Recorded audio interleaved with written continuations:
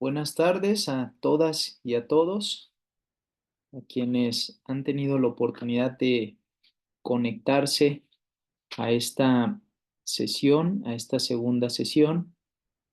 Veo nombres conocidos, particularmente el nombre de José Alfredo Jiménez, quien tuve el gusto de conocer en la primera sesión, y me comentan las autoridades de la universidad que en próximos minutos se irán conectando otras compañeras y compañeros.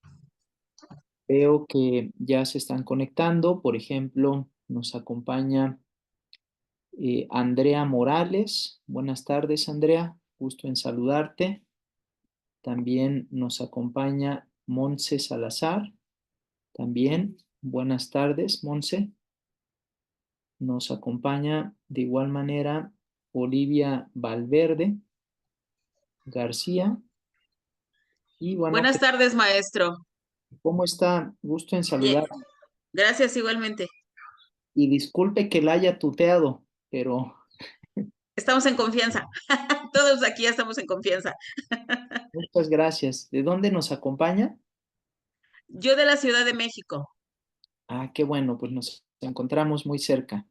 Me da mucho gusto conocerla y, y bueno, la idea es que podamos ir dialogando a propósito de estos temas tan interesantes que tienen que ver con el entendimiento y profundización de algunos aspectos o nuevos enfoques que se están involucrando directamente en el uso de los mecanismos alternativos de solución de controversias. Me han comentado y me han compartido específicamente las compañeras académicas que muchas y muchos de ustedes se están desarrollando profesionalmente en el ámbito de los mecanismos alternativos de solución de controversias. Muchas y muchos de ustedes son personas servidoras públicas que trabajan en órganos de justicia alternativa, y eso es muy importante y eso es muy interesante porque a partir de este proceso de diálogo que vamos a tener en esta y próximas dos sesiones, pues la idea es que podamos también compartir algunos aspectos muy interesantes, muy importantes, no solo en torno a cuestiones de carácter doctrinal, sino también cómo se ha venido planteando algunos ajustes de cara a la incorporación de algunos enfoques, como es el enfoque restaurativo, en el uso de los mecanismos alternativos de solución de controversias. De igual manera, me han pedido, particularmente las autoridades académicas, que podamos ir compartiendo también algunos aspectos relevantes sobre los alcances que pueda llegar a tener la Ley General de Mecanismos Alternativos de Solución de Controversias, sobre todo por su reciente publicación, su reciente aprobación y por supuesto, en este caso, publicación, y cómo a partir de esta ley se comienzan a establecer también algunos estándares de actuación muy importantes y muy interesantes para el desarrollo no solo de procesos de carácter autocompositivo en el que intervengan directamente las personas propietarias del conflicto, sino también cómo a partir del auxilio y la participación, acompañamiento o concretamente en este caso la participación de personas facilitadoras y de abogados colaborativos, se pueden ir incorporando también estos principios y directrices que no solo emanan de algunos instrumentos internacionales de carácter orientador, sino que están siendo específicamente adoptados por algunas leyes, no solo en el ámbito civil y familiar, sino también en el ámbito penal. Yo le había compartido al compañero José Alfredo Jiménez información a propósito de cuáles son algunas características y algunos elementos muy importantes que nos van a dar una idea de cuál es el estado actual de estos enfoques, tanto alternativo como restaurativo, en el marco de la aplicación de estos procesos, insisto, ya sea de carácter autocompositivo o bien de carácter heterocompositivo, cuasi jurisdiccionales, como pudiera ser particularmente el arbitraje en el De, desarrollo de antes algunos de que ustedes se procedimientos. fueron por allá que los mataron. En la pastora, ¿no fue? Ok. Muy bien, muy interesante el testimonio de nuestra compañera de Magíster, pero bueno, yo creo que ese será tema para otras sesiones. Y bueno, eh, pues básicamente ese es el propósito, que podamos ir intercambiando también algunos criterios prácticos y también algunos criterios doctrinales. Y bueno, voy a hacer básicamente en estos primeros minutos una recopilación, o voy a hacer una recapitulación de algunos planteamientos que hicimos en la sesión pasada, que seguramente tuvieron ustedes oportunidad de analizar en el marco de pues estos ejercicios, digamos, de revisión virtual de la información. Y como ya les había comentado en su momento, a partir de esta grabación, de esta sesión que fue grabada, uno de los propósitos es que ustedes se sientan en la plena libertad de hacer preguntas, de participar. Siempre les he dicho que que no hay preguntas elementales, sino que es elemental hacer preguntas, y con toda confianza pueden alzar la mano o bien pueden intervenir de manera directa en el desarrollo de los contenidos que vamos a ver el día de hoy. Entonces, comienzo con lo siguiente. Les he traído distinta información. Esta información obviamente la voy a poner a consideración de las autoridades académicas, y también siéntanse en la libertad, eso también lo he dicho, que siéntanse en la libertad, por favor, de encender sus cámaras para que también nos podamos conocer. Eh, Entiendo que muchas y muchos se encuentran en sus domicilios, pero, o en sus trabajos, pero pues siempre es bueno tener un acercamiento más directo, y dejar esas, digamos, esas prácticas donde hay profesores o alumnos sin rostro, ¿no? Entonces, siéntanse en la libertad de encender sus cámaras. Estamos en un espacio seguro. Y bueno, me da mucho gusto ver que ya se incorpora Angélica. A Monse, pues ya le había saludado, a Olivia también, y pues Alfredo, que ya tenía la oportunidad de contactarlo en sesiones pasadas. Y bueno, básicamente eso era la primera petición que yo tenía que hacer. Bien, comentarles, en la sesión pasada, si ustedes tuvieron oportunidad de revisar el video, que espero que así haya sido, si no fue así, voy a hacer una recapitulación muy, muy general, muy ejecutiva de algunos temas que vimos a partir de la sesión pasada. Y bueno, yo le comentaba al compañero José Alfredo Jiménez que uno de los propósitos a lo largo de estas sesiones es que podamos entender que existen dos enfoques o dos visiones muy importantes que están presentes en el desarrollo, aplicación y por supuesto adopción de los mecanismos alternativos de solución de controversias, no solo desde el punto de vista civil, no solo desde el punto de vista familiar, sino también desde el punto de vista penal.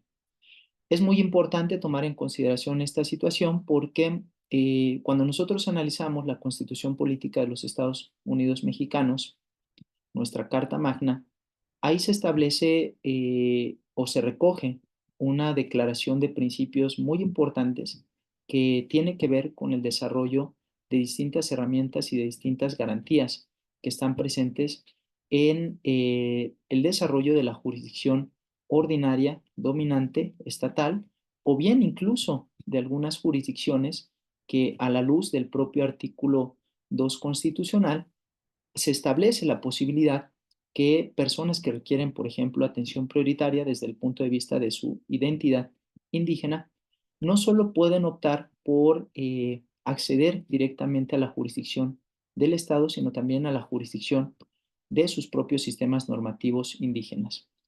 ¿Por qué hago esta acotación muy importante, muy relevante? Porque a lo largo de estas 3 sesiones que vamos a tener, yo me voy a permitir incorporar algunos estándares y compartirles algunos estándares y principios que han estado presentes y que informan no solo el desarrollo de estos mecanismos de carácter autocompositivo en el ámbito ordinario, sino que también desde el punto de vista de algunos sistemas tradicionales, sistemas espontáneos o sistemas jurídicos indígenas o sistemas normativos indígenas, dependiendo, digamos, la conceptualización o concepto que se tenga a lo largo de no solo la región, sino a lo largo del país, desde el punto de vista de esa visión de coordinación, homologación de criterios normativos que conocemos como pluralismo jurídico, nos vamos a dar cuenta que también a partir de ellos se van estableciendo algunos estándares, algunos principios y directrices muy importantes que están alimentando o retroalimentando a los procesos de carácter autocompositivo que prevé formalmente la Ley Nacional de Mecanismos Alternativos de Solución de Controversias en materia penal. Disculpen que haga la referencia, digamos, puntual de estas disposiciones, pero es necesario establecer esas distinciones porque muchas veces asociamos los mismos términos, los mismos conceptos a distintas o, digamos, a determinadas disposiciones de carácter normativo que requieren ser analizadas de manera diferenciada.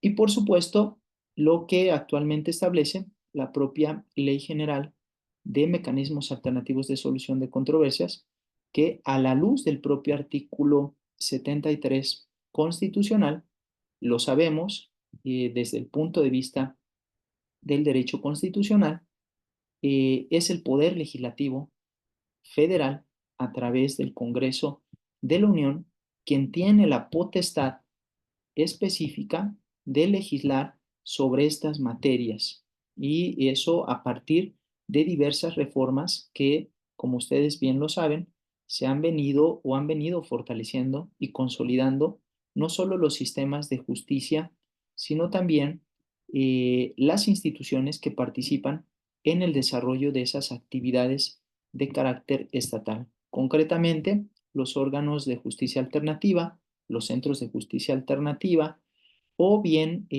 digamos, los nombres o, digamos, denominaciones que se hagan en cada una de las entidades federativas, sin perder de vista que el hecho de que, por ejemplo, un centro de justicia, eh, digamos, asuma algunos adjetivos o asuma un nombre específico en relación a un determinado mecanismo alternativo, eso no es impedimento para que también se vayan incorporando, y ustedes mejor que nadie lo saben, otro tipo de herramientas, otro tipo de procesos de diálogo, de encuentro, que no solamente están asociados a un determinado mecanismo alternativo de solución de controversias. Entonces, desde esa perspectiva, tenemos que en el ámbito constitucional, el artículo, por ejemplo, primero constitucional, establece obligaciones muy importantes para todas las personas servidoras públicas.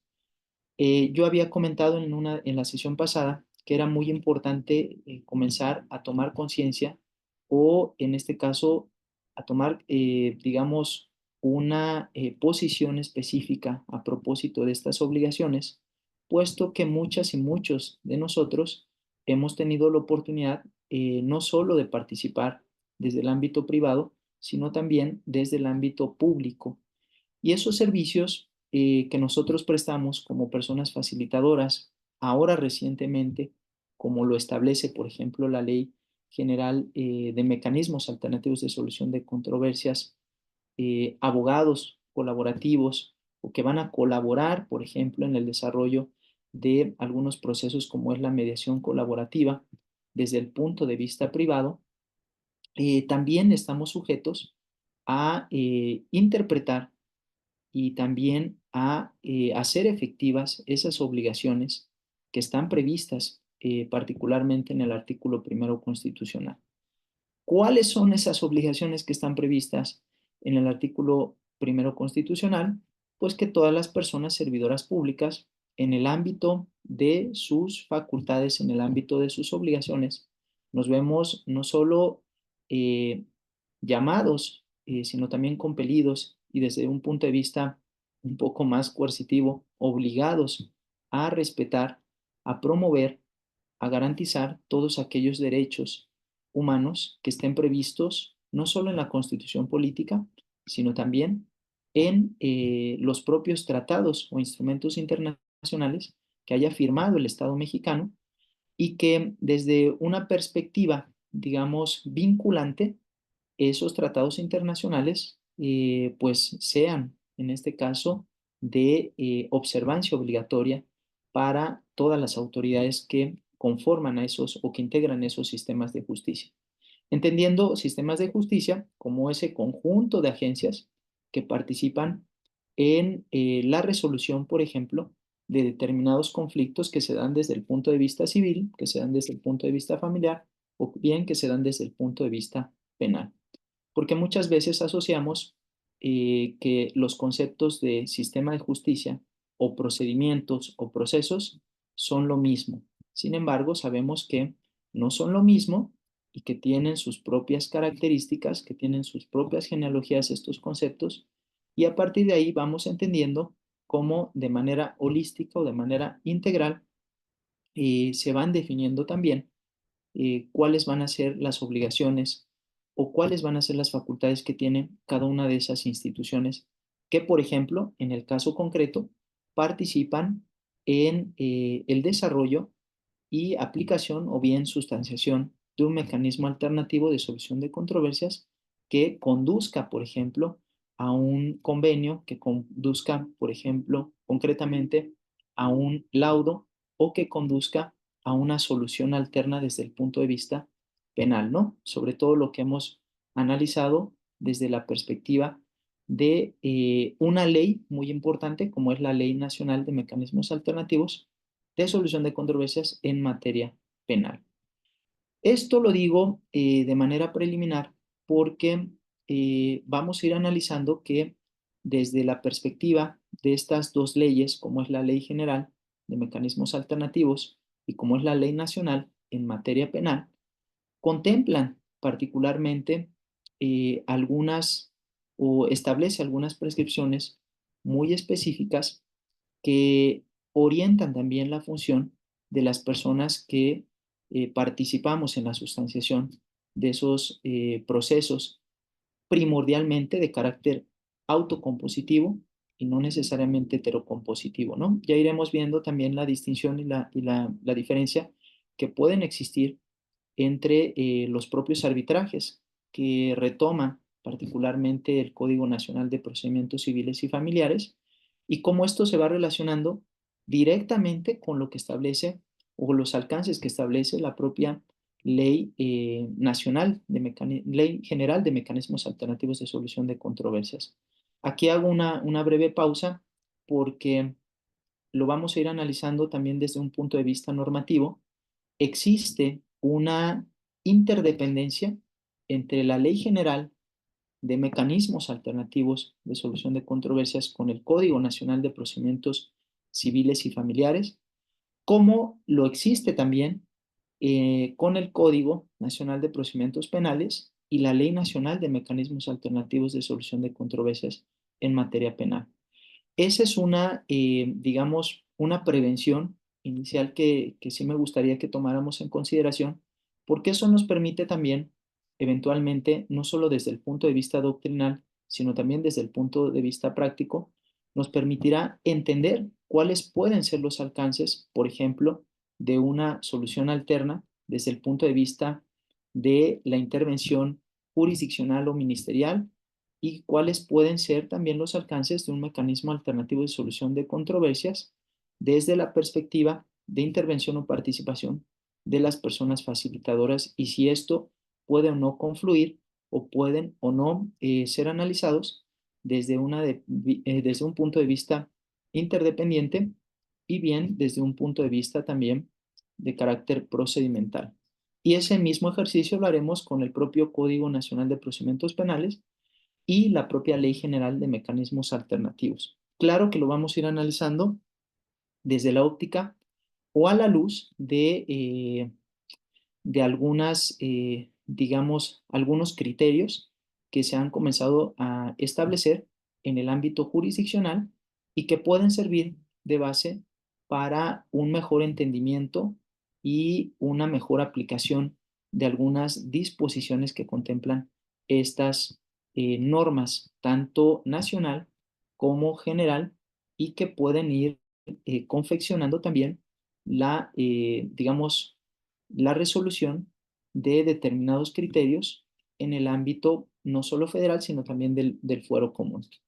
Entonces, desde esa perspectiva, el artículo primero establece estas obligaciones. Esas obligaciones van a estar, digamos, intrínsecamente ligadas con algunos principios que establece, por ejemplo, el propio artículo 17 constitucional.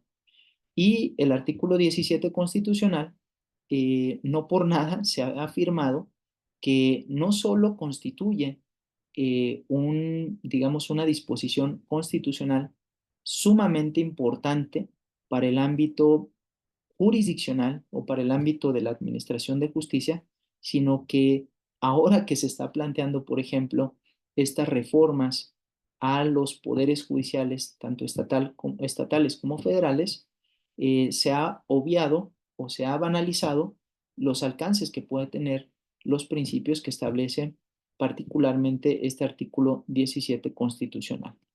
Ya lo había yo manifestado de manera particular hace un momento, cuando nosotros analizamos, por ejemplo, y yo les invito a que lo puedan googlear o puedan abrir su propia constitución, vamos a ir viendo disposiciones constitucionales y disposiciones normativas, pero cuando nosotros analizamos, por ejemplo, el artículo 2 constitucional, el artículo 2 constitucional hace alusión, hace referencia a los derechos que tienen todas las personas que integran un pueblo o comunidad indígena. Ustedes se preguntarán, bueno, ¿por qué estamos hablando de este tema y por qué puede estar vinculado, relacionado con el artículo 17 constitucional? Cuando nosotros analizamos, por ejemplo, el artículo 17, el artículo 2 constitucional, se establecen dos garantías fundamentales que tiene toda persona que se autoadscriba como persona de identidad indígena. ¿Cuáles son esas garantías que plantea particularmente el apartado A de este artículo 2 constitucional? La primera de ellas es que se reconozca el derecho de toda persona de identidad indígena a acceder a sus propios sistemas normativos indígenas. Y fíjense qué importante es esto porque a partir de ese artículo 2 constitucional que tenemos, o las personas que se autoadscriban como indígenas tienen el derecho a acceder a sus propios sistemas normativos indígenas, se establece que esos sistemas normativos indígenas van a contemplar también mecanismos de resolución de conflictos.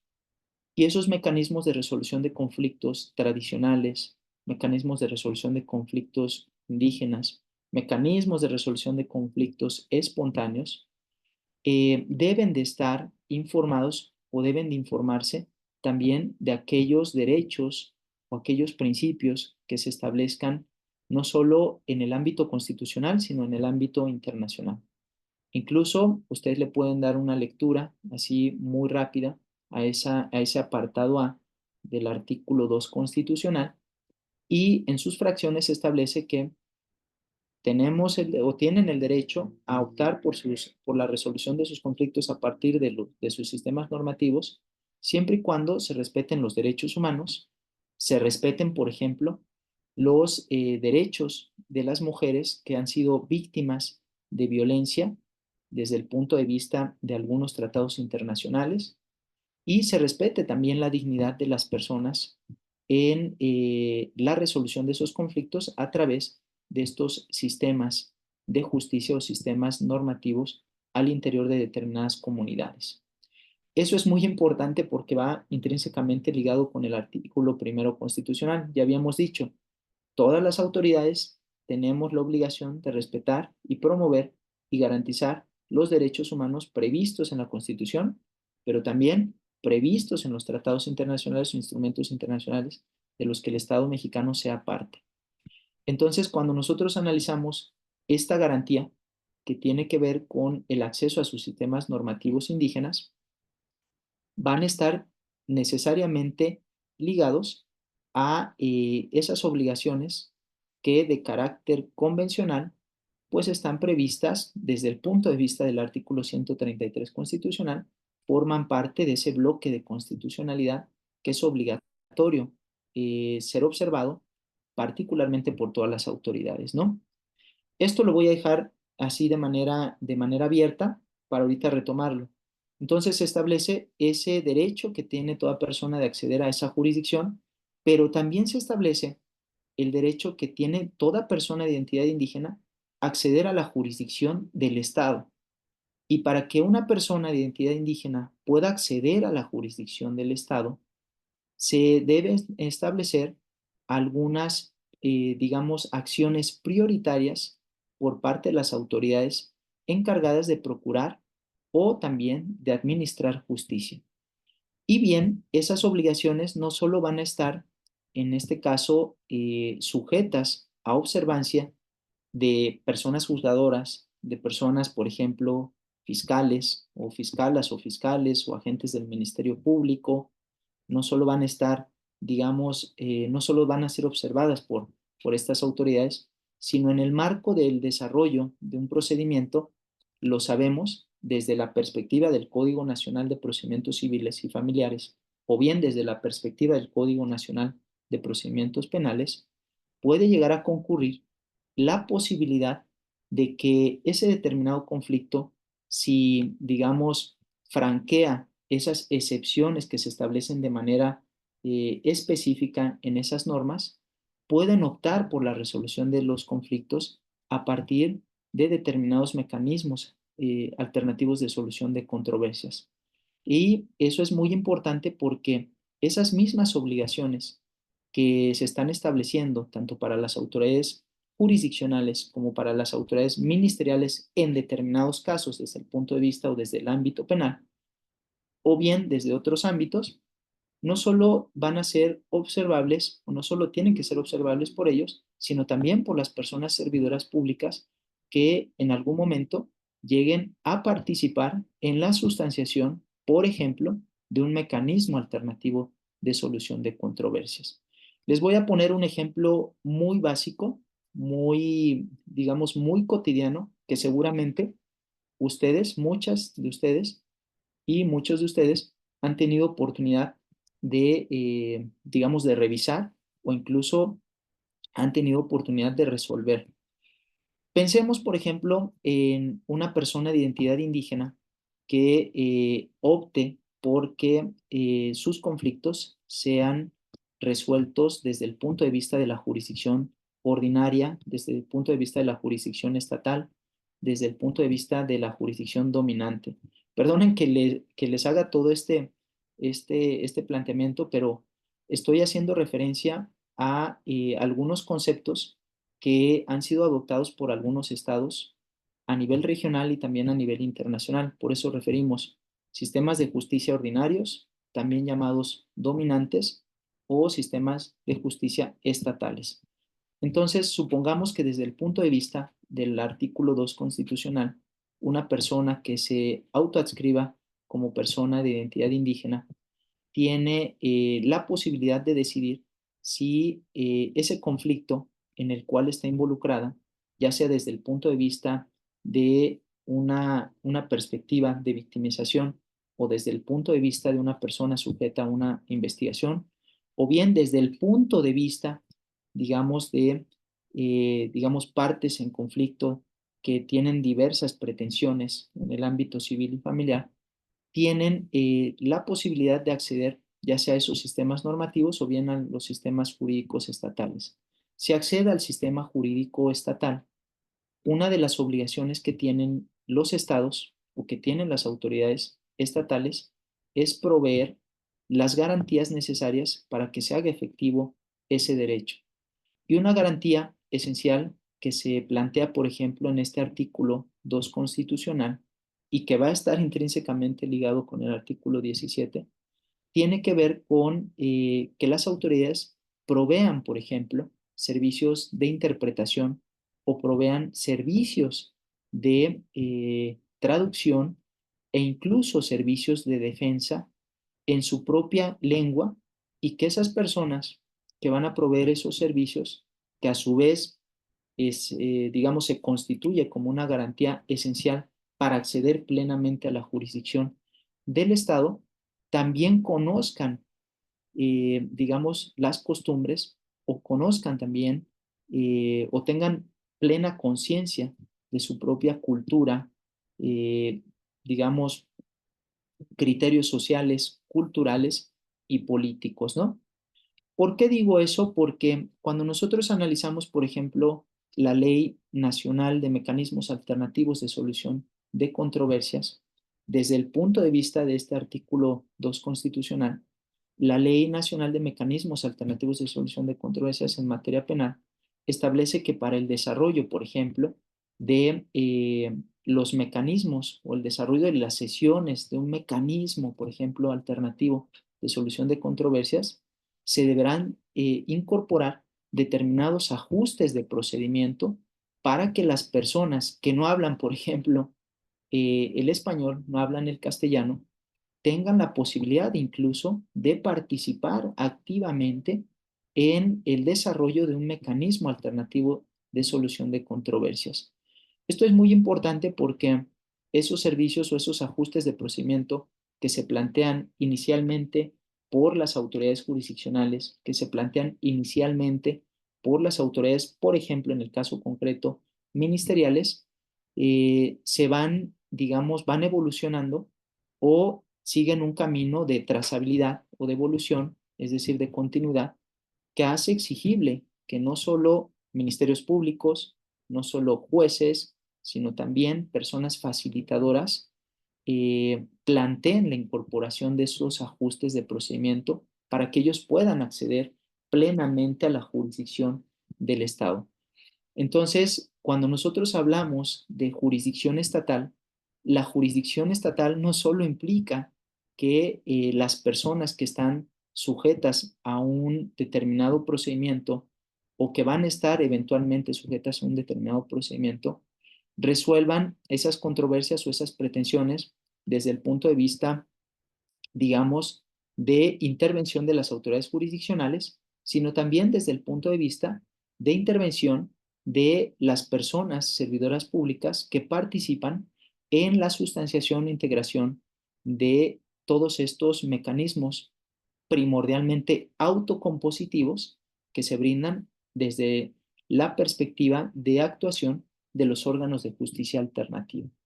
Entonces, hacemos esa reflexión preliminar porque estos artículos nos dan una idea y nos permiten visibilizar que el acceso a la jurisdicción del Estado requiere del entendimiento, concienciación, no solo de aquellos principios que plantea particularmente la Constitución Política de los Estados Unidos Mexicanos, sino también de otras disposiciones, como son tratados internacionales que están también orientados o asociados a garantizar esos derechos que constitucionalmente se han establecido y que convencionalmente también han sido recogidos desde el punto de vista, por ejemplo, de la Convención Americana de los Derechos Humanos, o bien desde el punto de vista del Pacto de Derechos Civiles y Políticos. Yo les preguntaría, y esta es una pregunta preliminar, por ejemplo, cuando nosotros hablamos de que una persona puede acceder a un mecanismo alternativo de solución de controversias para que resuelva, digamos, esa controversia o haga efectivas determinadas pretensiones, si lo vemos desde el punto de vista del arbitraje, o bien determinadas necesidades, determinados planteamientos que tengan que ver con necesidades específicas. Eh, el optar por un mecanismo alternativo constituye, y esa es la pregunta, el optar por un mecanismo alternativo constituye una garantía de carácter judicial. Esa es la pregunta que nos tenemos que hacer, ¿no? El optar, proponer, solicitar que un asunto se resuelva a través de un mecanismo alternativo constituye una garantía judicial. Sí, no, ¿por qué? Digamos, esos son los planteamientos que me gustaría escuchar preliminarmente por parte de ustedes, porque eso nos permite, y creo que la respuesta ya está dada desde el punto de vista del artículo 17 constitucional, eso nos permite entender que, por ejemplo, las personas facilitadoras, las personas, ahora que se está hablando de abogados colaborativos o mediadores, conciliadores, o como se determine ese concepto en algunos órganos de justicia alternativa, lo cierto es que también son personas que brindan servicios de asistencia jurídica, pero no solo que brindan servicios de asistencia jurídica, sino que a partir de ellos hacen efectivas determinadas garantías de carácter judicial. Entonces, esa es una pregunta preliminar que me gustaría hacerles. Eh, ahora sí que está el micrófono abierto y, y pues Angélica, yo la veo muy risueña. Me ve con ganas. Este, yo considero, maestro, que sí, porque incluso en los acuerdos, cuando hay una demanda, ya en el acuerdo ya Sí, ya se pone ahí un apartado donde se invita y se les comunica que pueden acceder a estos mecanismos para solucionar el conflicto. O sea, radican y todo y de una vez le hacen de conocimiento. Yo considero que sí tiene que ver claro. con la cuestión judicial, ¿no? Como garantía, Claro. dice. Constituye una garantía judicial. Usted dio un ejemplo, me parece un ejemplo importantísimo el que usted dio. Y es importantísimo porque, por ejemplo, desde el punto de vista de la materia civil, desde el punto de vista de la materia civil, se establecen de manera ex ante o ex post, por ejemplo, determinadas cláusulas, por ejemplo, antes de que se inicie, por ejemplo, un procedimiento de carácter jurisdiccional, las partes que eventualmente o que tienen esa expectativa que eventualmente puede o no surgir alguna controversia, en esos convenios digamos, de trabajo, en esos convenios que se dan de manera bilateral o que se dan, digamos, de manera colectiva, también se incorporan algunas cláusulas de carácter, por ejemplo, arbitral, y dicen, si llega a surgir, por ejemplo, alguna controversia y nosotros tenemos la intención de acudir ante las autoridades jurisdiccionales, previo a llevar a cabo esos planteamientos o esas pretensiones, tenemos la posibilidad o de manera, digamos, a partir del consentimiento de ambas, tenemos la posibilidad o nos sujetamos previamente a la decisión, por ejemplo, de un árbitro. Y a partir de lo que se decida por parte de la autoridad arbitral, que en este caso refiero de manera general a la autoridad, pero no propiamente es una autoridad, sino que formalmente no es autoridad, pero materialmente sí es autoridad en el desarrollo de ese mecanismo, ese laudo que se vaya a suscribir o esa decisión que vaya a suscribir particularmente esa autoridad, eventualmente para su ejecución podrá ser sometida directamente a la autoridad jurisdiccional.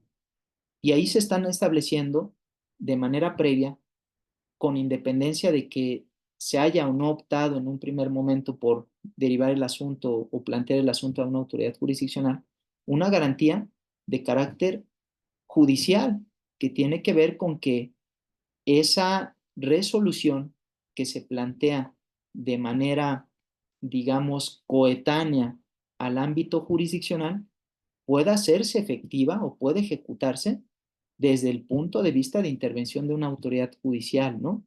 Y ahí se establecen garantías judiciales muy importantes a las que eventualmente podrán sujetarse las personas intervinientes en un conflicto. Adicionalmente, lo pongo desde el punto de vista de la materia penal, por ejemplo. Ahorita vimos una materia de carácter civil, pero lo vemos desde el punto de vista de la materia penal. Cuando una persona denunciante llega y el Ministerio Público recaba ese primer testimonio, esa narración circunstanciada de esos hechos, que bien puede ser desde el punto de vista de una denuncia o puede ser desde el punto de vista de una querella, como requisitos de procedibilidad, la autoridad ministerial tiene la obligación de ponerle en conocimiento tanto a la persona víctima como a la persona sujeta a una investigación o indiciada, le tiene que poner en conocimiento cuáles son sus derechos.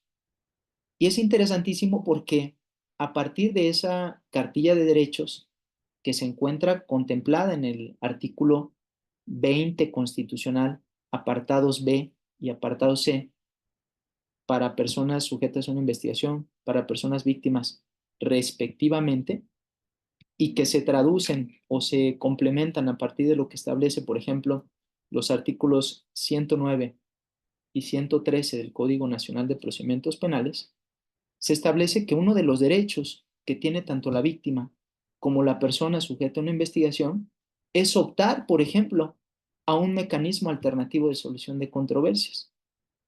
Y eso en sí mismo, justo como usted lo había interpretado y lo había señalado, justo eso constituye una garantía judicial. Y una garantía judicial que tiene que hacer efectivo ¿quién? Pues las autoridades, pero también quienes colaboren en el desarrollo o sustanciación de esas decisiones que van a tomar, ¿quiénes? Pues las personas que están involucradas en un determinado conflicto en diversos ámbitos, civil, familiar o penal o de otra índole, ¿no? Ya no me refiero al ámbito laboral, que el ámbito laboral tiene una característica muy específica y que no necesariamente está intrínsecamente ligada con los principios que vamos a ir analizando desde el punto de vista alternativo restaurativo, ¿no? Digamos, es otra lógica la que se plantea en el ámbito laboral, pero sabemos que históricamente lleva esos nombres, ¿no? Entonces, de conciliación y demás. Entonces, desde esa perspectiva, cuando lo analizamos, por ejemplo, desde el punto de vista de algunos tratados internacionales, como lo puede ser la Convención Americana sobre los Derechos Humanos, les invito a que lo abran ese documento, o si no, yo lo proyecto de una vez para que lo vean, lo veamos juntas y juntos. Creo que ahí se ve, ¿no? Ahí se ve, Olivia.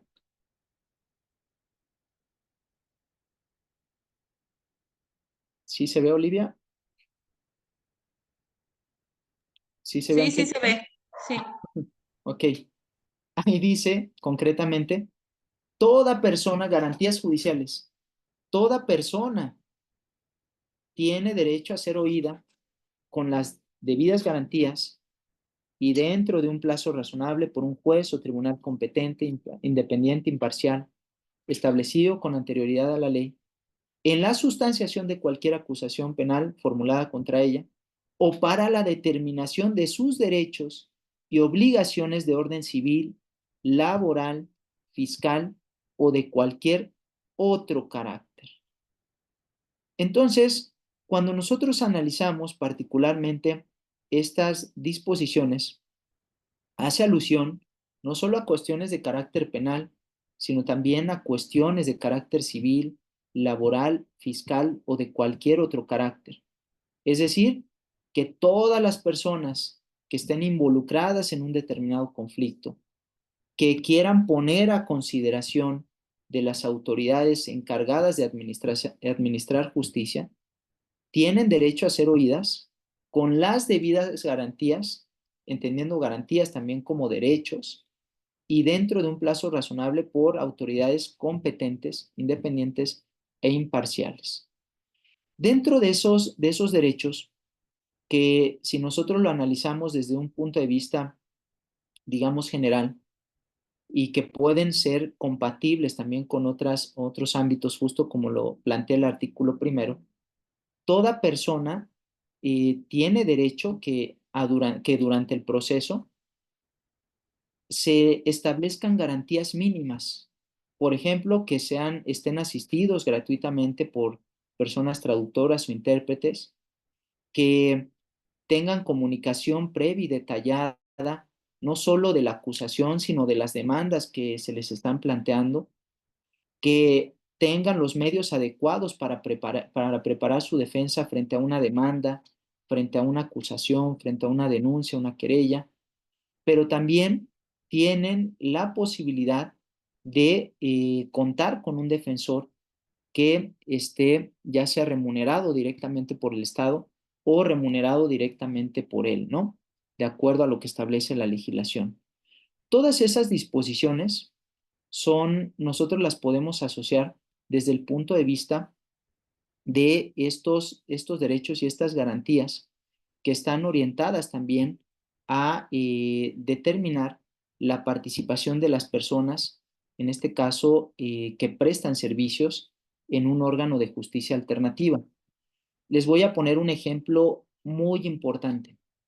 Cuando una persona, ya lo habíamos mencionado, una persona está sujeta a una investigación o se le presenta una demanda, a partir de esos hechos jurídicos, digamos, fundacionales desde el punto de vista de esa conflictiva, desde esa perspectiva, esos actos jurídicos fundacionales que dan origen a un procedimiento de carácter heterocompositivo.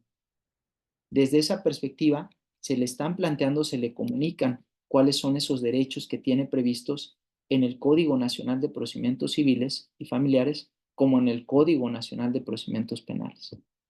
Y justo como lo habíamos mencionado, ahí se establece que una de las garantías, desde esa perspectiva nacional, desde ese ámbito, por ejemplo, penal, desde el ámbito civil o desde el ámbito familiar, tenemos la posibilidad de optar porque esa conflictiva o ese conflicto sea resuelto, ese asunto, si lo queremos decir de manera más democrática, horizontal, ese asunto sea resuelto a través de la composición que derive de la sustanciación de un mecanismo alternativo de solución de controversias o de un proceso de diálogo de encuentro que pueda incluso llegar a incorporar algunos enfoques de carácter restaurativo, no solo desde el punto de vista utilitarista, no solo desde el punto de vista, y lo digo con mucho respeto, sin ser peyorativo, desde el punto de vista de la mercadería, que puede, en este caso, derivar a partir de algunos mecanismos como pudiera ser la conciliación, en contados casos, no digo que es la generalidad, pero en contados casos que, digamos, sucumben a esa idea de mercadería del derecho. Y desde esa perspectiva, justo como lo dice el artículo 8, las personas no solo tienen el derecho a ser oídas, por eso se está interpretando de maneras diversas, tenemos el derecho a ser oídos y desde el punto de vista de esa garantía judicial, tenemos la posibilidad y el derecho a que esa resolución de esos conflictos no solo se resuelva o no solo se componga desde la perspectiva ordinaria que pudiera ser el propio procedimiento, sino de manera coetánea a partir de otros mecanismos de carácter autocompositivo que también forman parte de esas garantías de carácter judicial. Entonces, desde esa perspectiva nos queda claro que el optar por un mecanismo alternativo de solución de controversias, el optar por un procedimiento de diálogo o encuentro, constituye en sí mismo una garantía de carácter judicial que desde un primer momento está presente en el propio procedimiento y al cual pues está, digamos, está intrínsecamente ligado con las necesidades o bien con las pretensiones de las partes que intervienen en el mismo, ¿no? Entonces, constituye una garantía, aunque no se mencione de manera explícita.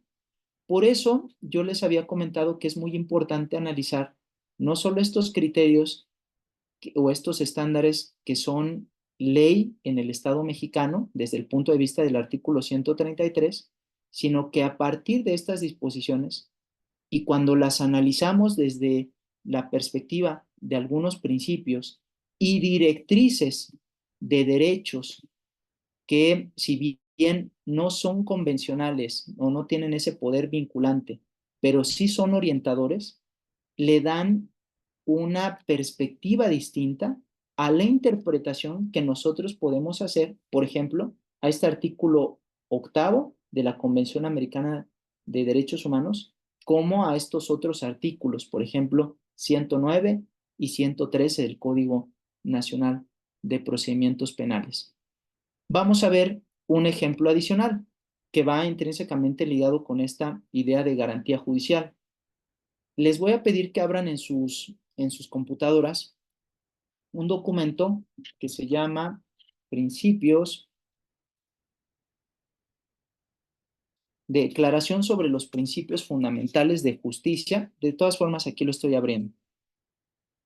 Declaración sobre los Principios Fundamentales de Justicia para las víctimas de delitos y del abuso del poder. ¿Por qué comentamos que es muy importante ir visibilizando esta idea de garantía judicial desde el punto de vista constitucional y desde el punto de vista, digamos, convencional? Porque estas se complementan y son interdependientes. Veámoslo desde una perspectiva constitucional. Ya lo había dicho la compañera Angélica y lo dijo, bueno, es una garantía judicial en el sentido pues de que le tenemos que poner en conocimiento o las autoridades le hacen del conocimiento a las personas intervinientes que pueden hacer uso de estos mecanismos alternativos de solución de controversias. Incluso se prevén en el Código Nacional, se prevé en las leyes general y nacional de mecanismos alternativos de solución de controversias, pero a nivel constitucional también se establece, y lo dice el artículo 17 constitucional. Nadie podrá hacerse justicia por propia mano, ¿cierto? Lo dice el artículo 17. Nadie, está prohibida la autotutela, o dicho de otra manera, están prohibidos los linchamientos, ¿no? ¿Cierto? Lo dice el artículo 17. Sí, ahora que están desafortunadamente o infortunadamente se ha acrecentado el tema de los linchamientos en algunas entidades federativas, ¿no?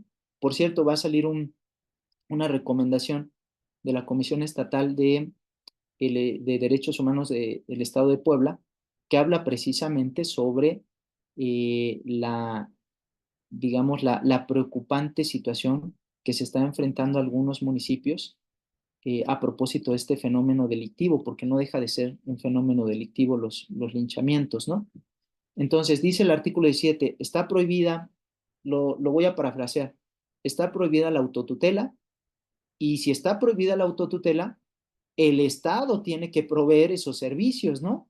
Es decir, el Estado asume esa función de administración de justicia. Y por eso les decía, qué importante es analizar estos artículos, por ejemplo, el artículo 2 constitucional, cuando dice, yo tengo derecho a acceder a la jurisdicción del Estado. ¿Y cuáles son las condiciones que establece el Estado para que yo acceda a la jurisdicción del Estado? Ah, bueno, pues las condiciones previstas en el artículo 17 constitucional. Y el artículo 17 constitucional no solo establece que podemos acceder a la jurisdicción del Estado a través de, digamos, la intervención de autoridades jurisdiccionales previamente establecidas, sino que adicionalmente establece que una garantía para poder acceder a esa jurisdicción del Estado es que las leyes podrán prever mecanismos alternativos de solución de controversias para la resolución de esos conflictos. Qué importante es que a partir de este artículo 17 constitucional, no solo se establece ese derecho de acceder plenamente a la jurisdicción del Estado, sino que adicionalmente dice el artículo 17, puedes acceder a la jurisdicción del Estado, pero yo te proveo de estas garantías que te permiten resolverlo desde un punto de vista heterocompositivo, es decir, a través de la intervención de las autoridades jurisdiccionales, o bien a través de la intervención, lo estoy parafraseando, de otras autoridades que van a realizar funciones desde el punto de vista de esas garantías judiciales. ¿Quiénes? Pues los órganos de justicia alternativa y las personas facilitadoras que participen en los mismos. Y lo dice de manera particular, ¿no? Por eso se dice que cuál es el fundamento de la Ley Nacional de Mecanismos Alternativos de Solución de Controversias en materia penal. ¿Cuál es el fundamento de la Ley General de Mecanismos Alternativos? Pues el artículo 17, ¿no? Porque ahí lo establece de manera puntual. Tratándose de materia penal, se establecerán normas específicas, y tan es así que esa disposición constitucional que se establece en el artículo 17 nos remite al artículo 73 constitucional. ¿Por qué al artículo 73 constitucional, estimada Monse?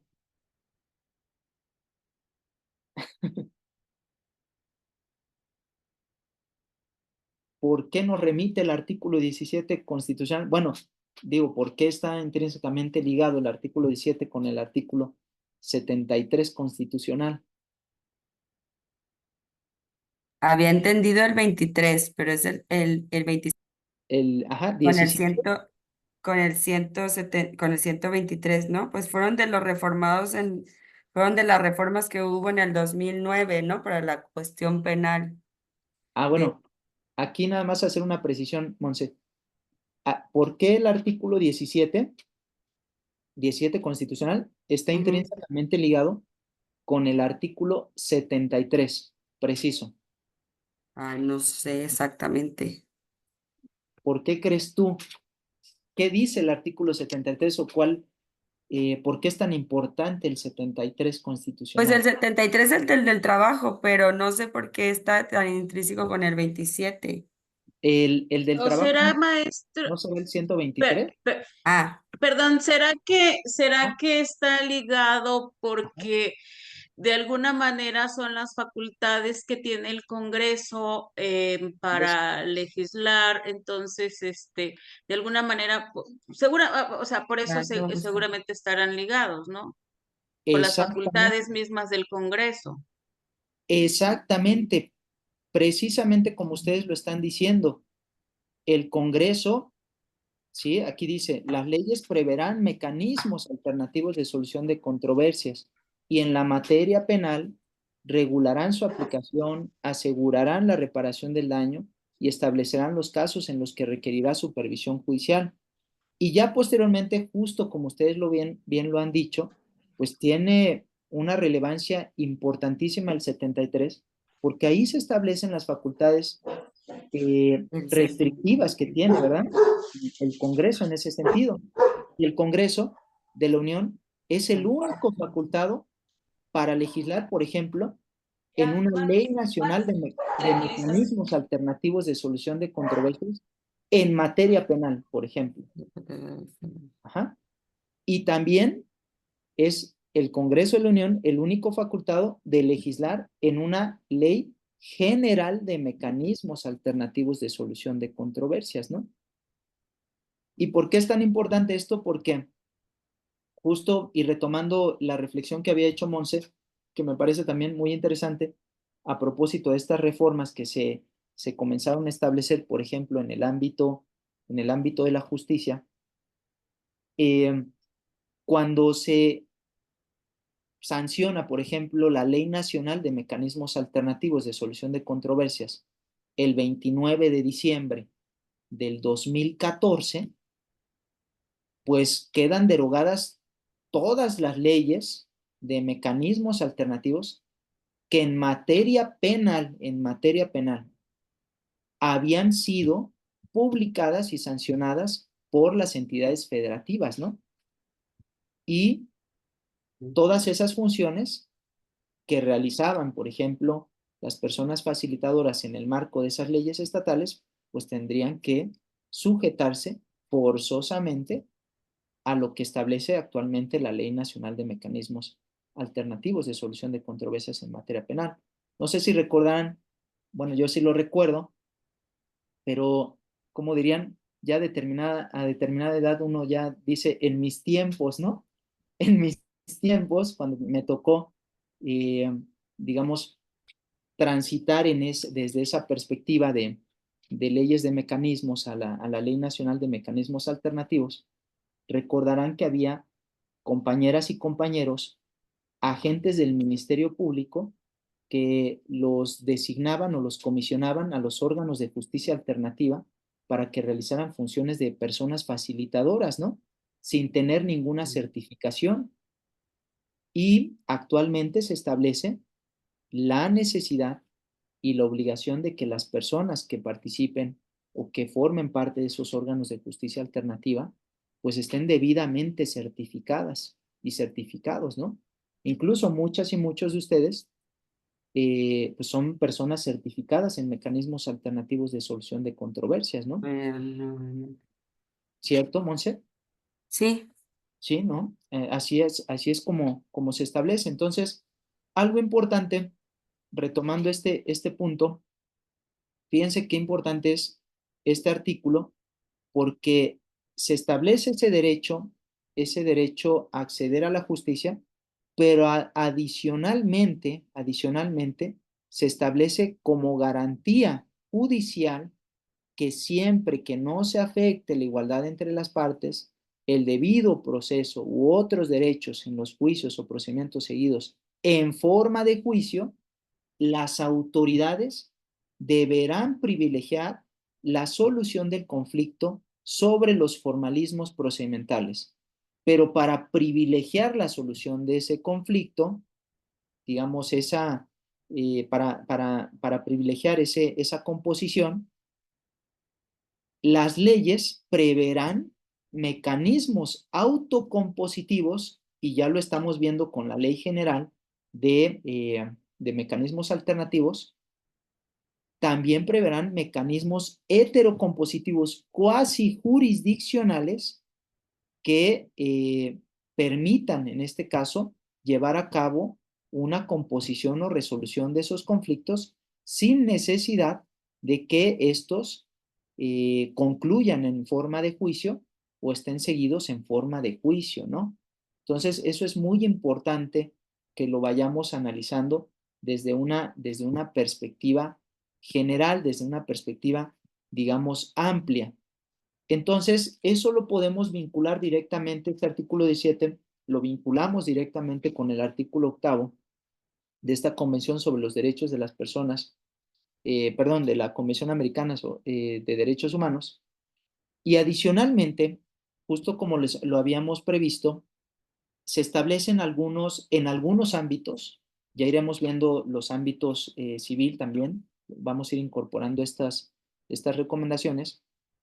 También se establece que uno de los derechos previstos en el artículo 17 constitucional, desde un punto de vista, digamos, amplio, es garantizar no solo, digamos, el acceso a la jurisdicción del Estado, sino que ese acceso a la jurisdicción del Estado esté acompañada de un trato justo, y ese trato justo, justo como, o precisamente como lo refiere el numeral 7, también,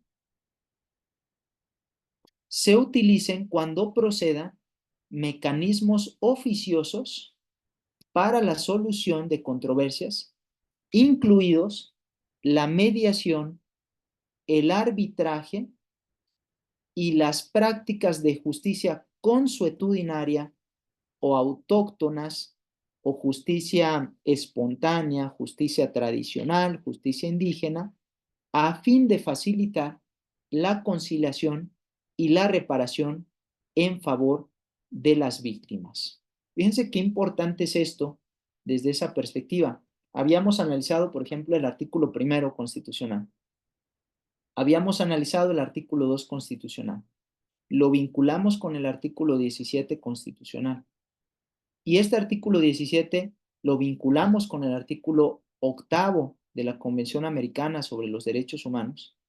Y adicionalmente, incorporamos la revisión y análisis de algunos documentos orientadores que permitan darle una visión interpretativa más amplia a esas disposiciones que ya habíamos visto, tanto a nivel convencional como a nivel constitucional.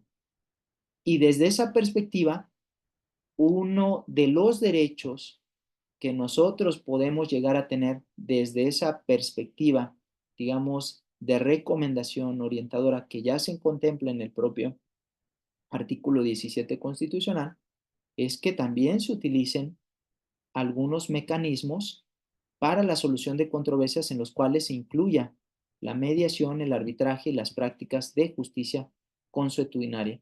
Por eso hacía referencia precisamente al artículo 2 constitucional.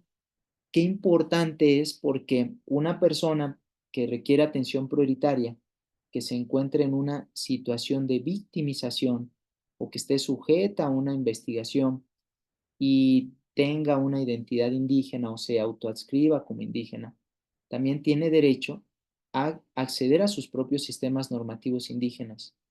Y desde esa perspectiva, también se tienen que facilitar esas prácticas de justicia consuetudinaria en las que se incorporan características y principios similares a lo que nosotros vemos en el ámbito dominante, como lo puede ser en el caso concreto la mediación o en algunos casos las juntas restaurativas. En su momento, por ejemplo, cuando hablemos de esos nuevos enfoques de justicia restaurativa, es muy interesante cómo desde la perspectiva de la aplicación, por ejemplo, de la mediación colaborativa, e incluso el propio arbitraje, si lo vemos desde una perspectiva, digamos, más amplia, la propia conciliación, que están contemplados en la Ley General de Mecanismos Alternativos, o bien la mediación, la conciliación, la junta restaurativa, los círculos, las conferencias, la reunión víctima adolescente y otros, digamos, mecanismos alternativos. En ellos se podrán incorporar o se pueden incorporar prácticas de justicia restaurativa o características de justicia restaurativa,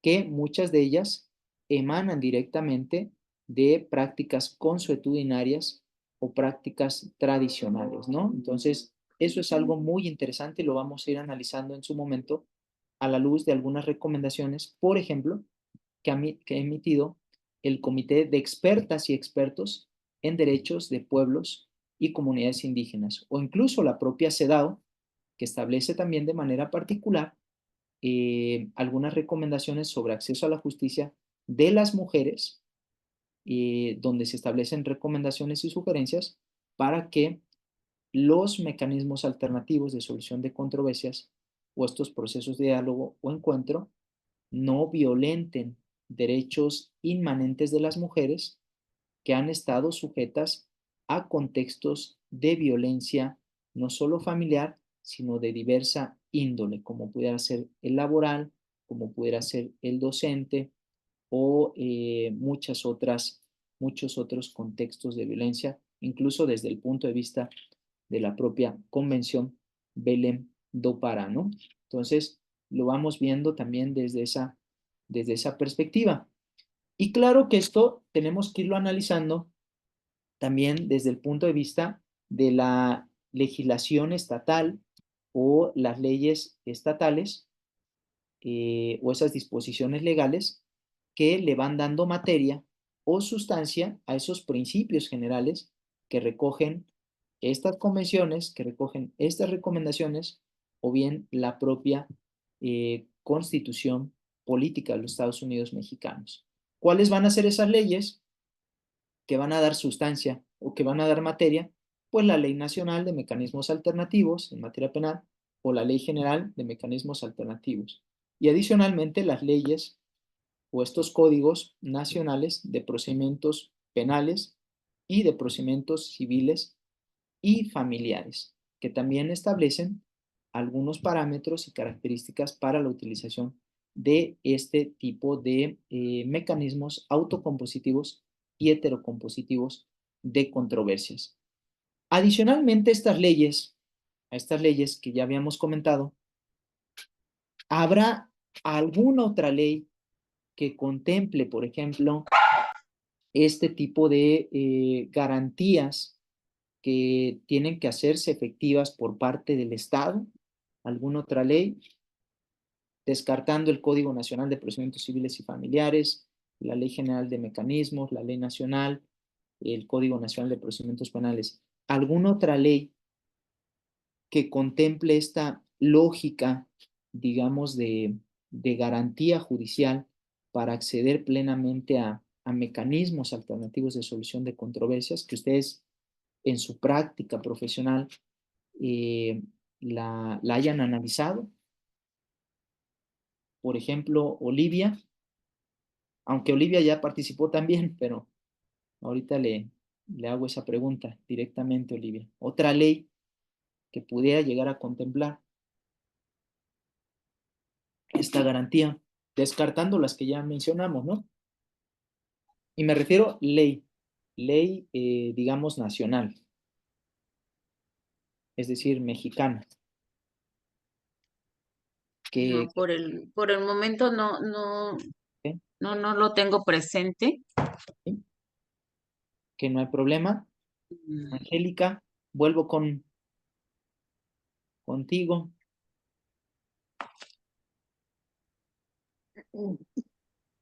Como ley nacional, O me refiero, yo le puse el adjetivo, pero ley del Estado mexicano. es que me estaba acordando que esa función Ujú.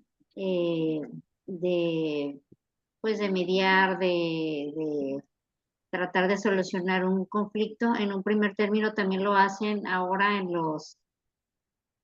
en las cuestiones de ayuntamientos, con los jueces que han Ok, nombrado, los jueces calificadores que o sea, haga de cuenta que pues yo lo veo así como el propio proceso de juicio del acusatorio, pero en una cuestión como más administrativa.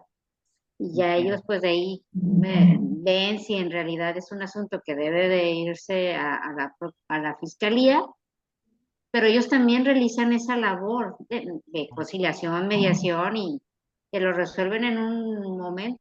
O sea, aquí está ahora sí que el imputado, se podría decir, Ujú. está la persona ofendida, la víctima, el generador del hecho que se haya suscitado, y ahí está el juez o la jueza y tratan ahí de dirimir la controversia y emiten un documento. Claro. Pues Ujú. tiene su propia reglamento para hacer emitir también una pequeña resolución también. Así Yo es. digo que ahí se ve palpable, no sé. Pues, ¿qué cree, Angélica? Mande. Puede, Perdón. Adelante, Monse. pues así de la mediación y la conciliación Ah, siempre ha existido en la materia laboral, o sea, desde antes. Y luego, pues en la cuestión administrativa, como dice Angélica, con los jueces cívicos, que se les llama acá en Colima, que Sí, son administrativos y ven también cosas de tránsito, pues por ser de administrativos, todo van de... y hablas de tu multa y que si te pusieron una multa y ya justificas de que por qué y chalala.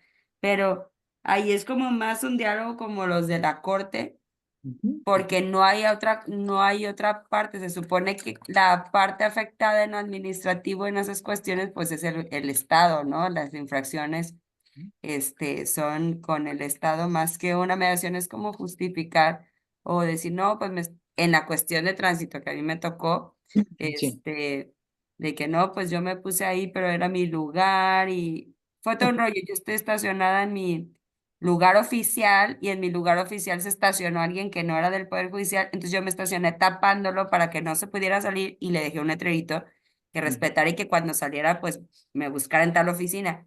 Pues no, esa persona habló a tránsito y me casi se iban mi carro, la grúa, porque yo estaba obstruyendo, ¿no? Y entonces ya fui y le dije, no, es que mi lugar es ese, ella estaba obstruyendo mi lugar Bueno, y entonces pues ya no, ya estaba hasta la grúa por llevarse mi carro y todo y entonces yo me moví, se fue y ya no le pude poner la multa y me dijo, no, señorita, es que discúlpeme, yo no sabía y le creía a ella porque yo me identifiqué y todo, pero como ya levanté la boleta, pues va a tener que ir con el juez cívico para de que se la perdonen, porque pues fue un error de mío, pero ya no ya no puedo cancelar la multa, ya no claro, puedo cancelar el folio. Entonces usted tiene que ir a decir todo eso, identificarse, y si quiere lleve foto y todo, y hasta yo voy para decir que me equivoqué, pero porque la otra persona se fugó, que era la que había hecho mal.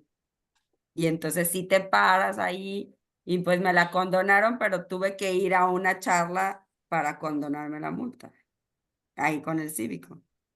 totalmente, totalmente. Pues el ejemplo que ustedes pusieron es un gran ejemplo de, de cómo confluyen estas garantías desde el punto de vista administrativo y cómo algunas leyes de justicia cívica o de cultura cívica, como se está dando en algunos estados, incorporan precisamente la posibilidad de sustanciar o aplicar determinados mecanismos alternativos de solución de controversias, ya sea de manera formal o de manera informal, como ustedes lo han comentado.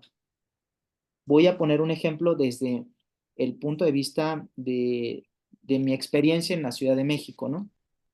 Pero ustedes comentaron algo importantísimo que incluso está llegando a otras, a mí me parece, ejemplos o buenas prácticas que ustedes están planteando. Por ejemplo, en la Ciudad de México, la Ley de Cultura Cívica establece que en ese tipo de problemáticas es posible que los jueces cívicos deriven los asuntos a determinados órganos de justicia alternativa en el ámbito de esas infracciones administrativas, que va a ser incluso más ejecutivo en los procedimientos a como se llevaran en otro ámbito, por ejemplo, jurisdiccional, civil, familiar o penal. Y se establecen incluso procedimientos o mecanismos alternativos o procedimientos autocompositivos más incluyentes, donde puede incluso participar algunas comunidades, por ejemplo, en problemáticas vecinales y demás, ¿no? Desde un punto de vista de juntas restaurativas, conferencias o procesos de diálogos que involucran a muchas más personas, ¿no? Pero a final de cuentas son procesos autocompositivos donde quienes participan con el auxilio, la participación de personas facilitadoras que están certificadas por el Tribunal Superior de Justicia de la Ciudad de México, por ejemplo. De la misma manera que se hace en el ámbito ordinario o en el ámbito jurisdiccional, en materia penal, en materia civil o en materia familiar, ¿no? Pongo ese ejemplo. Y ahorita que mencionaba, por ejemplo, Monse mencionaba Angélica, esta precisamente, algunos municipios o aquí en el caso concreto algunas alcaldías, también establecen oficinas de mediación o conciliación que participan activamente con algunas instituciones o algunos organismos públicos autónomos. Caso concreto, particularmente las comisiones estatales de derechos humanos que tienen procesos de conciliación previo a que se formalice una queja en materia de derechos humanos. Se dan muchas quejas, por ejemplo, que confluyen cuestiones administrativas y que confluyen también temas de violación a derechos humanos, cuando personas servidoras públicas incurren en omisiones o negligencias en la prestación de algunos servicios. Entonces, lo que hacen estas instituciones, tanto alcaldías o municipios, en el caso concreto de ustedes, y las instituciones públicas autónomas de derechos humanos, instauran procesos de conciliación o de diálogo entre las partes afectadas. ¿Qué pasa cuando, justo lo decía Monse, lo decían ustedes, se están afectando bienes jurídicos estatales, ¿no?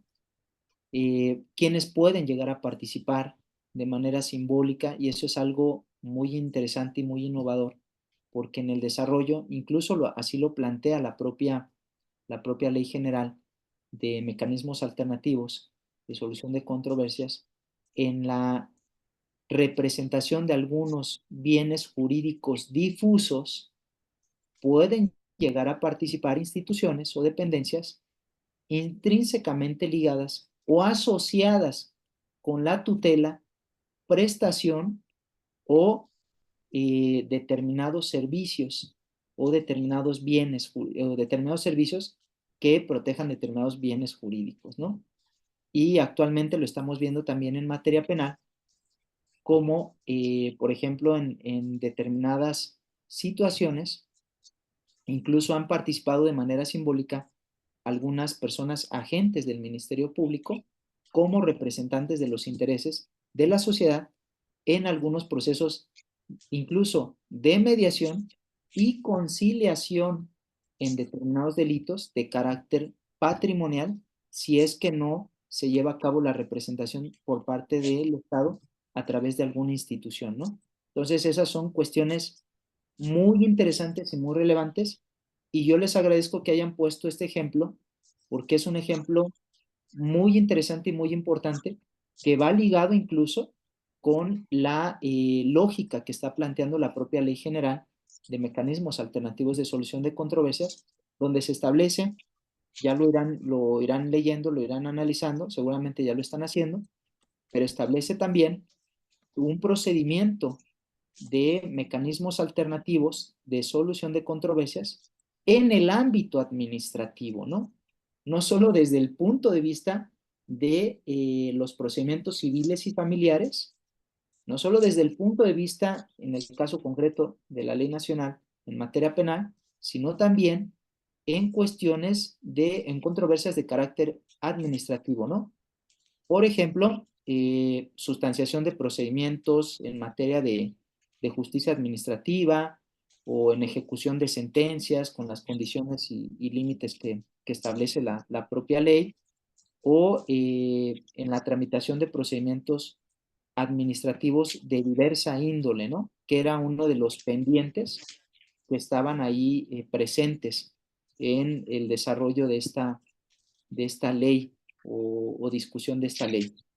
Adicionalmente, me gustaría compartirles qué otra ley o leyes contemplarían estas garantías. Ustedes ya mencionaron, y qué bueno que lo mencionaron. Bueno, usted habla de estas leyes, pero nosotros también estamos hablando de estas leyes de justicia administrativa, de justicia cívica. Me pareció importantísimo y les agradezco que lo hayan planteado. Adicionalmente, una ley que establece como garantía el acceso a los mecanismos alternativos de solución de controversias son las leyes de víctimas, por ejemplo, tanto estatales como la general. Y no solo desde el punto de vista penal, porque estamos hablando que las leyes estatales de víctimas y la Ley General de Víctimas contempla temas de acceso a la justicia desde el punto de vista penal, es decir, víctimas de delitos, como víctimas de hechos victimizantes. Es lo mismo, aquí viene otra pregunta, ¿es lo mismo un hecho victimizante a un delito? Conceptualmente hablando, ¿no?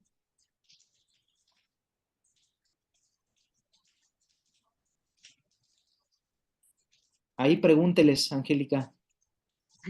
No, es que está cantando acá el niño yo. El hecho, o sea, el delito es uno, y si dentro de la comisión del delito se da el hecho victimizante, aparte de toda la cuestión que pasó en el proceso, que ya fue difícil, ya pasaste como víctima, todavía tienes otro hecho victimizante, como que no se te garantice la reparación del daño, como que no obtengas, ahora sí que todo por lo que iniciaste el proceso, o aparte no se te trate como víctima, o sea, que exista, hay otras situaciones que te generen más, ahora sí que más, vulneración de tus derechos. Yo pienso que es así, no sé, maestro. Esa es una, es interesante esa opinión. ¿Alguien tiene otra opinión complementaria, discordante? ¿Gusta polemizar con el planteamiento que hizo Angélica? ¿O lo dejamos así? Tendiendo al planteamiento. A lo que entendí que dijo Angélica, o sea, el delito es una cosa y un hecho victimizante son durante el proceso del mismo que haya una omisión o una mala aplicación de una ley. ¿Podría ser eso? Puede ser, digamos, hay características que son coincidentes o hay circunstancias que son coincidentes con esta reflexión que hace Angélica. La Ley General de Víctimas, ¿por qué es tan importante? Porque la Ley General de Víctimas no solo contempla víctimas de delitos, sino contempla víctimas de hechos victimizantes. Y desde ese punto de vista, la representación jurídica que pueda llegar a brindar, por ejemplo, alguna comisión ejecutiva estatal o, en este caso, federal de víctimas, no solo es desde el punto de vista penal, sino desde muchos otros ámbitos. Por ejemplo, cuestiones de carácter administrativo. Entonces dice la Ley General de Víctimas y las leyes estatales. Un delito, pues, es un acto o omisión que sancionan las leyes penales. Pero un hecho victimizante son actos o omisiones que dañan, menoscaban o ponen en peligro los bienes jurídicos o derechos de una persona convirtiéndola en víctima. Estos pueden estar tipificados como delitos o constituir una violación a los derechos humanos reconocidos por la Constitución y los tratados internacionales de los que México forme parte. Es decir, hay delitos, desde esa reflexión que hacía Angélica, que pueden llegar a constituir hechos victimizantes. Un hecho victimizante o un delito que puede constituir una grave violación a un derecho humano, como puede ser la integridad y la dignidad, es la tortura, ¿cierto?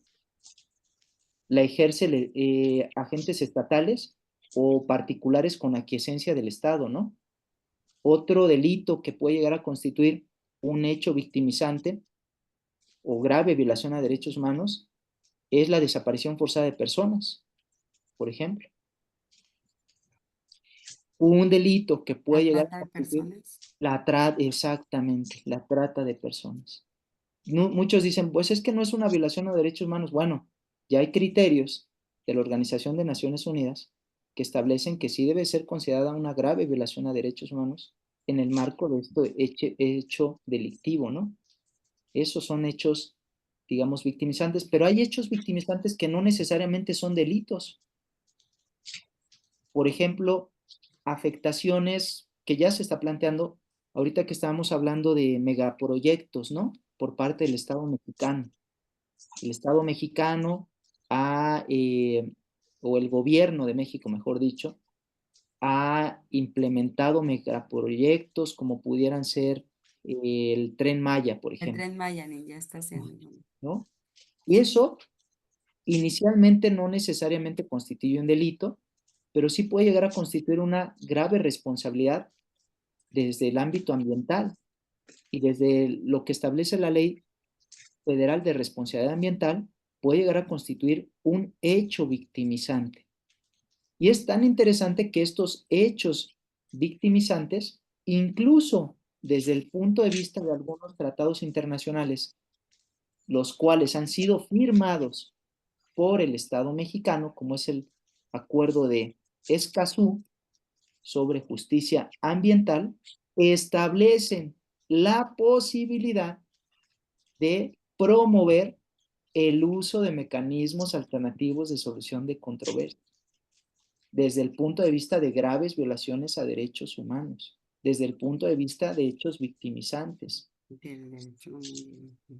Échenle un ojo, por ejemplo, a la Ley Federal de Responsabilidad Ambiental. La Ley Federal de Responsabilidad Ambiental contempla responsabilidad ambiental desde el punto de vista penal y desde el punto de vista administrativo. E incluso antes de que se sancionara la Ley Nacional de Mecanismos Alternativos de Solución de Controversias en materia penal, esta ley federal contemplaba mecanismos alternativos de solución de controversias que pueden estar intrínsecamente ligados con estas nuevas leyes que se han comenzado a adoptar, ¿no? De manera particular por parte de digamos, de los estados, ¿no? Entonces, veamos que hay una, digamos, lógica de interpretación muy amplia que no solo se acota a una visión, digamos, restrictiva a determinadas normas digamos, vinculadas o asociadas directamente con la materia que nos compete, sino que también adicionalmente, de manera complementaria, coexisten con el ejercicio o la tutela de estas garantías de carácter judicial, ¿no? Entonces tenemos n número de leyes, n número de disposiciones y incluso desde esa perspectiva, si estamos hablando de que hay procedimientos o la ley general de mecanismos alternativos de solución de controversias contempla un procedimiento de aplicación de mecanismos alternativos en materia administrativa, ¿cuáles serían las leyes que serán complementarias a esta ley general? Pues las leyes de responsabilidad administrativa, ¿no?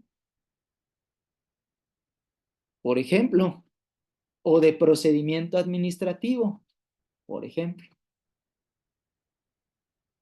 ¿Quiénes serían, por ejemplo, en el caso concreto de algunos, incluso en temas de integridad pública, ¿no? ¿Cómo pudieran integrarse una lógica de mecanismos alternativos de solución de controversias en casos de corrupción, por ejemplo, ¿no? Ya les iré dando algunos ejemplos, ¿no? Prácticos en los que me ha tocado intervenir desde el punto de vista de intervención de la Secretaría de la Función Pública en cuestiones de corrupción para resolverse desde una perspectiva de un mecanismo alternativo de solución de controversias o llegar a constituir una práctica restaurativa o alternativa en esos contextos, incluso aparentemente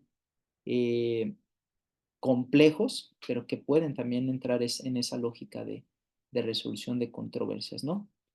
Hasta aquí, compañeras, compañero, ¿alguna pregunta? ¿Dudas? ¿Inquietudes? ¿Todo bien? ¿Vamos bien? No, maestro, yo creo que sí, todo bien. Tendríamos que volver como que a analizar los artículos que estuvimos viendo, como para que de ahí yo creo que van a salir varias dudas, ¿no? Y Así es. leer las leyes que hemos estado revisando. Entonces, yo creo que a partir de ahí ya con detenimiento, pues bueno, van a salir pues varias observaciones o dudas. Ok. Muchas gracias, Olivia. Angélica, ¿todo bien? Bien, maestro, gracias. Aquí viene la Ley General, el artículo 69, que es a donde manda para la reparación del daño, ¿verdad? 69 acá. Sí, es el 69, 68, 69. Aquí está el 69, ¿no? Habla sobre Ajá. la compensación subsidiaria. Es que me llama la atención porque aquí en Colima, o sea, a Ajá. mí me gustaría ver algún procedimiento que se haya hecho para lograr que las personas realmente obtengan una compensación, porque es solo en ciertos delitos también. Claro. Bueno, No sé. por eso les preguntaba si tenían alguna duda o alguna aportación. Esta es una aportación de usted, es una aportación muy interesante. Algo que sí debemos de comenzar digamos, a deconstruir en el marco de la adopción de obligaciones que se van a suscribir en la sustanciación de un mecanismo alternativo de solución de controversias, es que podemos hacer compatible la visión o los alcances de esas obligaciones, por ejemplo, de dar, hacer o no hacer, las podemos hacer compatibles con todos estos elementos o medidas de reparación integral del daño que contempla precisamente la Ley General de Víctimas o las leyes estatales de víctimas. Voy a poner un ejemplo.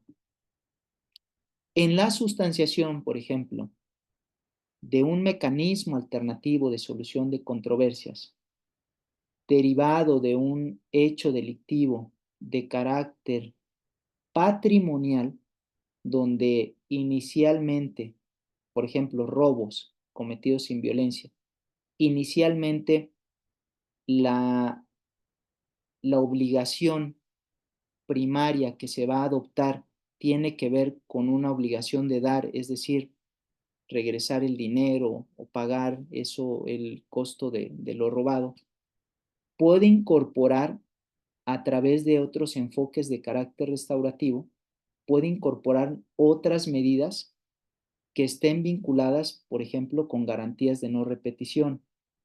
Es decir, si la persona ha incurrido frecuentemente en este tipo de hechos y previamente no ha firmado otros acuerdos reparatorios que impliquen garantías de dar, esa persona se puede proponer que desde el punto de vista de la Ley General de Víctimas o desde el entendimiento de la Ley General de Víctimas se incorporen algunas medidas o garantías de no repetición de carácter educativo, de carácter terapéutico o bien incluso laboral o cultural.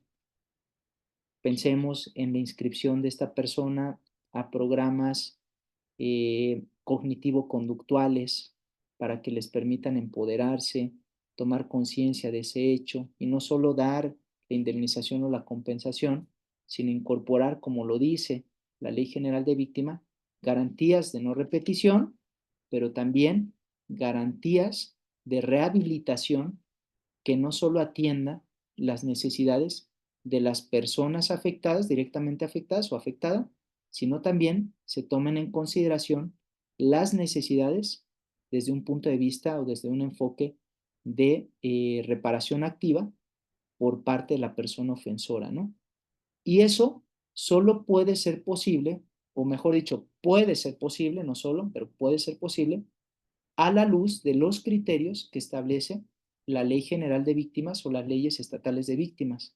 Es decir, yo requiero que se firme este acuerdo reparatorio, contemple obligaciones de dar, que implicaría la compensación, pero también solicito que se incorporen obligaciones de no hacer desde el punto de vista de una medida de, en este caso, de no repetición, que involucraría su inscripción a un programa o un taller cognitivo-conductual y adicionalmente una garantía de hacer que esta persona se inscriba también a un programa de justicia terapéutica donde le permita, digamos, incorporar otros ejes de toma de conciencia o de concienciación, ¿no?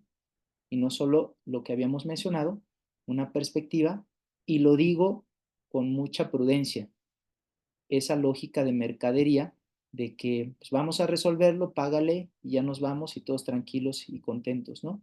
Es decir, podemos ir cambiando los enfoques que le damos a esa aplicación de esos mecanismos desde otras perspectivas, como es la perspectiva de la justicia restaurativa, que lo vamos a ir viendo a la luz de algunos ejemplos, desde el punto de vista de lo que establece la Ley General de Mecanismos, como desde el punto de vista de la Ley Nacional de Mecanismos en materia penal. Así lo vamos a ir viendo, si les parece. Entonces, ¿qué les voy a pedir que realicemos para la siguiente sesión? Les voy a pedir que por favor lleven a cabo la revisión de estos artículos que ya analizamos, de estas disposiciones, pero adicionalmente requiero que vayan revisando los principios y directrices, así tal cual, principios y directrices de Naciones Unidas sobre el uso de programas de justicia restaurativa. ¿Mm? Así tal cual, principios y directrices de Naciones Unidas sobre el uso de programas de justicia restaurativa. Analícenlo bien, léanlo y lo van a vincular directamente, ahorita lo vamos a ir analizando, vincular directamente con estos artículos del Código Nacional de Procedimientos Penales. Artículo 186 al artículo 200 del Código Nacional de Procedimientos Penales. ¿Sí? Y analizan del Código Nacional de Procedimientos Penales, de procedimientos civiles y familiares, analicen el concepto de procesos de justicia restaurativa. Esa es la única tarea que yo les pediría. Procesos de justicia restaurativa, así se establece. Código Nacional de Procedimientos Civiles y Familiares, procesos de justicia restaurativa, que ahí se establece el concepto, y estos artículos que ya les había mencionado, el Código Nacional. Si se dan cuenta, vamos haciendo un análisis de ambas disposiciones para ver que hay una, digamos, es más integral el estudio que se puede hacer de este tema. Y bueno, les agradezco mucho su atención y nos vemos la siguiente sesión a la misma hora y en el mismo canal, ¿no? De Zoom.